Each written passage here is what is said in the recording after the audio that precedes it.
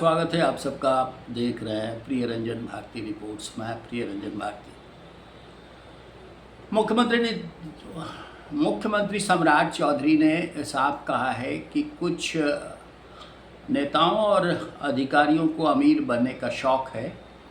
जो अमीर बनने का शौक रखते हैं वो अपनी कुंडली खंगाल कर रखें और बहुत जल्दी उन पर गाज गिरेगी और वो जेल की हवा खाएंगे। जी हाँ, मैं बात कर रहा हूँ बिहार के टेंडर घोटाले के। एक बड़ा टेंडर घोटाला सुशासन की सरकार में होता रहा, सरकार की नाक के नीचे।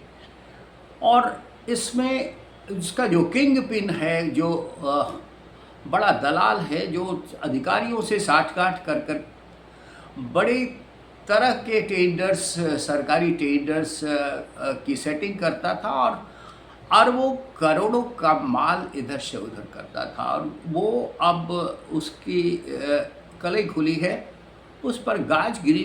वो अभी बेऊर जेल में है। ऋषुश्री न सिर्फ एक दलाल था, बल्कि यूँ कहिए कि सुशासन की सरकार में उसने अधिकारियों के, शिक्षकों के और जितने भी स्तर के कर्मी हैं सबकी सेटिंग करता था। यानी ट्रांसफ़र पोस्टिंग मनचाहा कराने का भी उसने ठेका ले रखा था।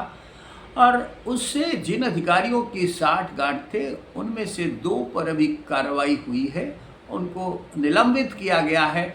अभी रडार पर कई और अधिकारी हैं। खास तौर से देखना यही होगा कि ये सरकार किंग पिन तक पहुंचती है या फिर आई वाश करती है। लेकिन जो सम्राट चौधरी की वाणी है, जिस तरह की उन्होंने धमकियां दी है, उससे लगता यही है कि सरकार पूरे एक्शन मोड में है और इस बड़े मकड़ जाल का खुलासा जल्दी ही होगा। बड़ी गरई, बड़ी मछलियां भी पकड़ी जाएंगी और उन पर गाज गिरेगी। और बिहार में वाकई जो सुशासन की नाक के नीचे नंगा नाच होता रहा, वो सब खत्म हो सकता है। फिर एक वाकई सुशासन की पदस्थापना बिहार में हो सकती है। बिहार के आईएएस अधिकारियों को अपनी उंगलियों पर नचाने वाला ऋषुश्री न सिर्फ टेंडर मैनेज करता था, बल्कि सच कहिए तो ये किस विभाग में सचिव कौन होगा और किस शहर का नगर आयुक्त कौन बनेगा, ये भी वो तय करता था। 3 दिन से वो बेऊर जेल में है। अब उसकी डायरी जो काली कमाई करने वाले अधिकारियों की है, आईएएस अधिकारियों की, उसको खंगाला जा रहा है। 2 को सम्राट चौधरी सरकार ने सस्पेंड किया है, बाकी अफसरों पर अभी एक्शन का इंतजार है। ऋषुश्री एक साधारण सा इंजीनियर नहीं है, बल्कि उसका दिमाग कितना चलता होगा आप जरा गौर कीजिए। एनआईटी से बीटेक ऋषुश्री उर्फ ऋषु रंजन सिन्हा एक हाई प्रोफाइल ठेकेदार और बिचौलिया है, जो अपनी कंपनी रिलायबल इंफ्रा सर्विसेज के जरिए काम करता था।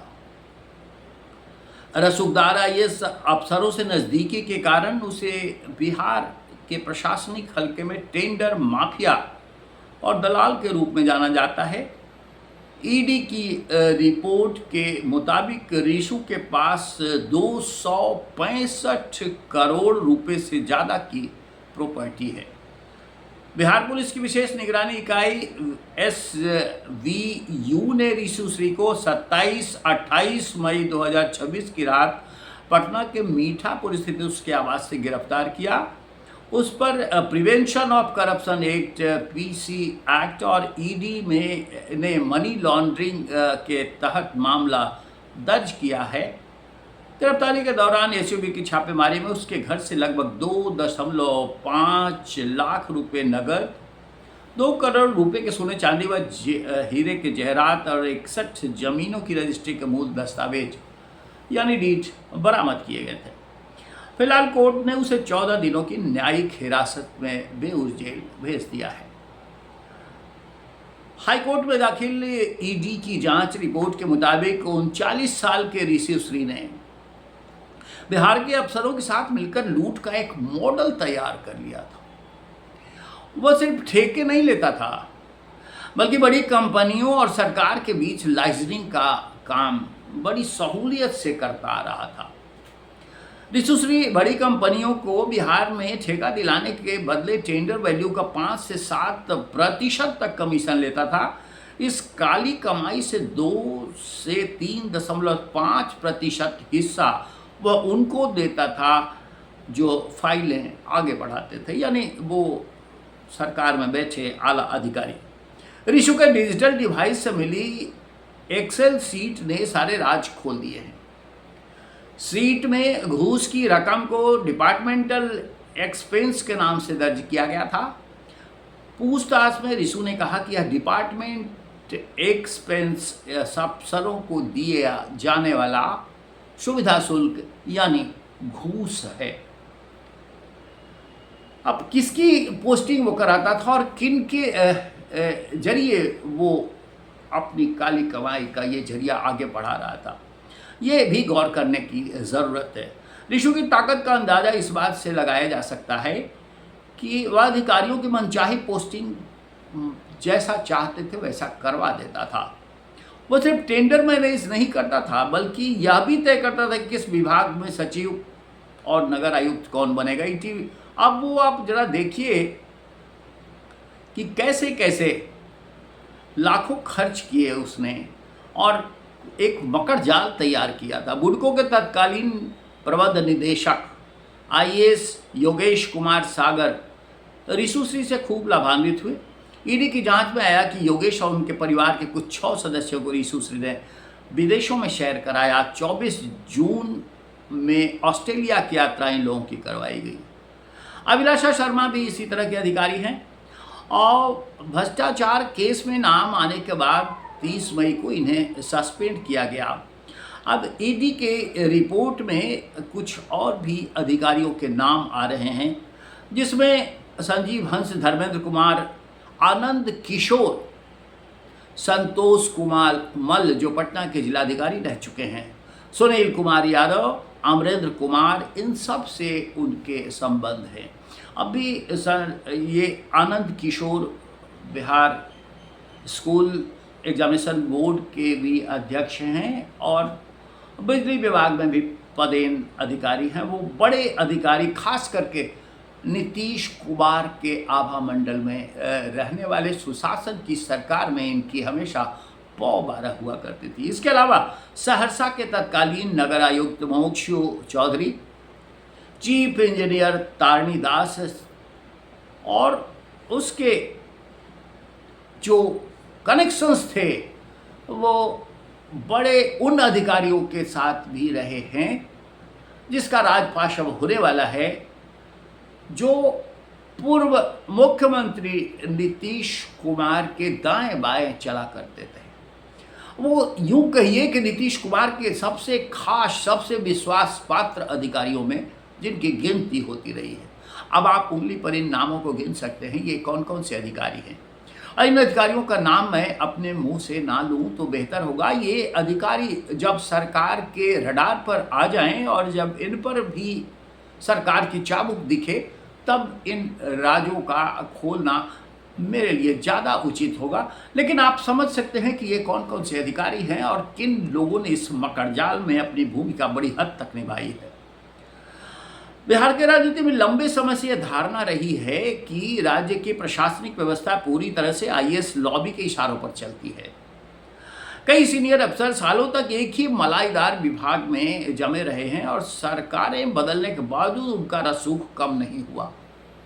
अब सियासी गलियारे में चर्चा है कि रिशु पर कार्रवाई सम्राट चौधरी के मुख्यमंत्री बनने के बाद प्रशासनिक ढर्रे को बदलने की कोशिशों के तहत की गई है। सरकार ने रिशु पर कार्रवाई करके आईएएस लॉबी को सख्त संदेश दे दिया है कि सचेत हो जाइए और जो गाढ़ी कमाई का जो दूसरा जरिया आपने बना रखा है, भ्रष्टाचार की बिस्बेल बहुत आगे तक पनपा रखी है, उस पर अब खंजर चलेगा, उस पर कुल्हाड़ी चलेगी। नहीं तो फिर आप को अपना ठिकाना बदलना होगा और आप कौन से ठिकाने पर जाएंगे वो सरकार ने खोल करके रख दिया है। ऋषु सिंह सालों से बेखौफ होकर इसलिए काम कर रहा था क्योंकि उसके ऊपर के प्रशासनिक कवच पर किसी के हाथ डालने की हिम्मत नहीं हुआ करती थी। लेकिन ईडी की रिपोर्ट और डिजिटल साक्ष्यों को आधार बनाकर सरकार अब आईएएस लॉबी के इस जैकेट को बड़ी सहूलियत से भेदती हुई नजर आ रही है।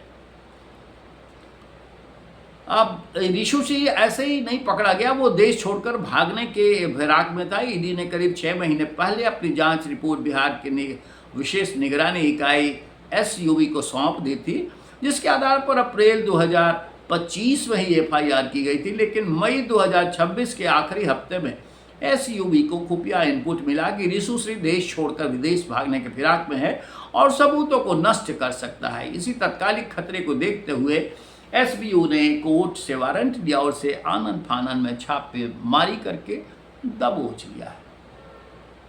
अब आप जरा गौर कीजिए, जो तारीखें आ रही हैं अप्रैल 2025 के आसपास बिहार विधानसभा चुनाव के साथ ही इसकी कलई खुलने लग गई थी। बेशक नीतीश कुमार की सरकार चलती रही एनडीए की, लेकिन ये सुशासन की सरकार में ये पलते बढ़ते रहे और कहीं इन पर कोई आंच नहीं आई।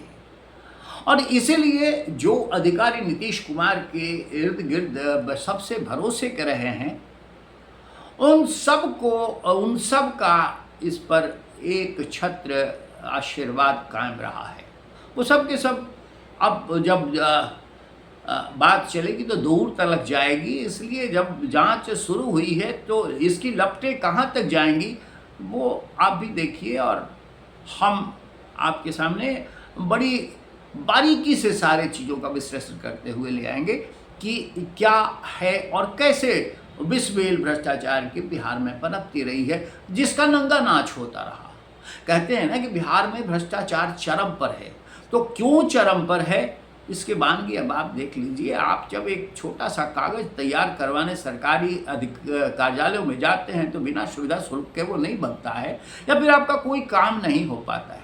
अब ये क्यों है? अगर सुशासन होता, वाकई अगर सरकार का डर होता, अगर सरकार की हनक होती, तो एक साधारण सा एक अदना सा आदमी भी अपना काम तय सीमा में करवा लेता, लेकिन वो हो नहीं पाता था, इसलिए कि ये भ्रष्टाचार का मकड़ जाल पूरी तरह से सरकारी तंत्र पर छाया हुआ था। अब उम्मीद जगी है, लेकिन उम्मीद जगने भर से बहुत कुछ नहीं हो जाता। जब कार्रवाई होगी और जब ये जेल के सीखचों के भीतर ये जाएंगे भ्रष्टाचारी, तभी लोग यकीन करेंगे कि बिहार में वाकई सुशासन और राम राज्य की परिकल्पना साकार होती हुई नजर आ रही है।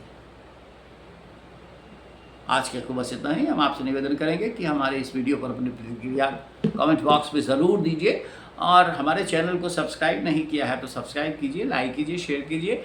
फिर मिलेंगे और विषयों पर विश्लेषण के साथ, तब तक आज्ञा दीजिए। नमस्कार।